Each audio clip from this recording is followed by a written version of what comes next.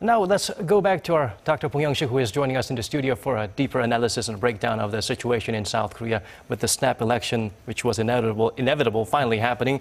We talked a little bit about the THAAD situation, how it can't be scrapped, but we need to work out the fine prints from here on.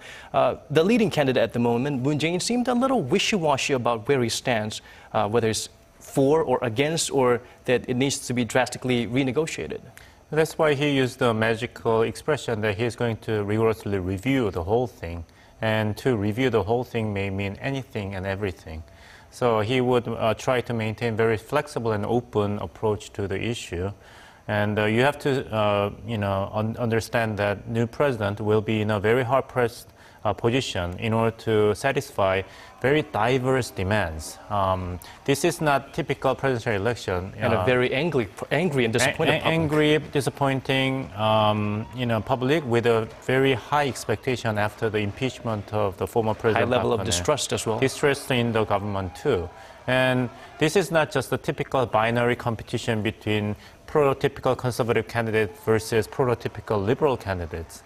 We have Dr. An Chul-soo and Yoo Seung-min and Sim Sang-jung representing kind of a new kind of conservative voice and a new kind of liberal the kind of voice. voices we would not have heard in presidential elections in the past. So the concern is that Mr. Moon Jae-in, if we assume that he's going to be the next president, with his identity as a kind of politicians, experienced but yet tied to the old practices, would be able to incorporate the demand from the other Korean constituents, demanding new kind of politics. There seem to be a lot of concerns about not Moon Jae-in himself, but rather the people around him as well. Like you said, they may have been a bit of out of place and out of time at this point. Out of place, out of time, but at the end of the day, all responsibility will be assumed by the top leadership, as it was the case for the former President Park Geun-hye.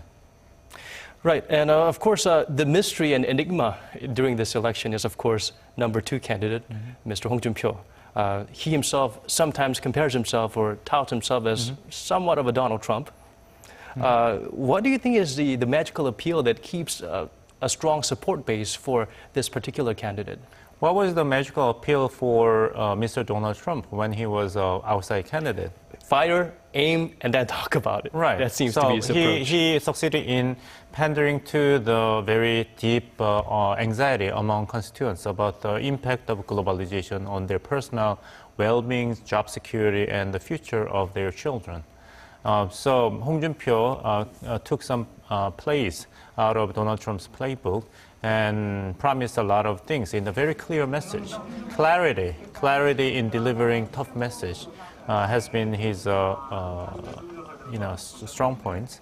But at the same time, this has been the election for liberals to lose because this is highly affected by the bankruptcy of the Park Geun-hye presidency.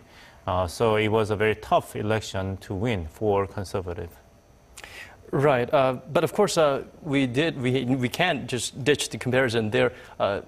President Donald Trump is of course a very successful businessman. Hong Joon-pyo, meanwhile, is of a different breed, but he seems to speak the language of Trump. So how would we arrange this? Speak the language of Trump, but at the same time he cannot really diminish his image as a politician of old days. I think that's the reason why Mr. Hong Joon-pyo was not as successful as Donald Trump was in the U.S. presidential election.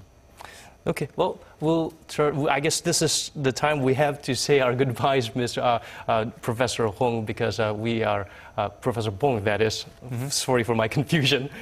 We will have to wrap up our pleasant and very insightful little session here, and we hope to have you back in our studio for your insights after the elections. Thank you so much, Dr. Bong Youngshik. Thank you.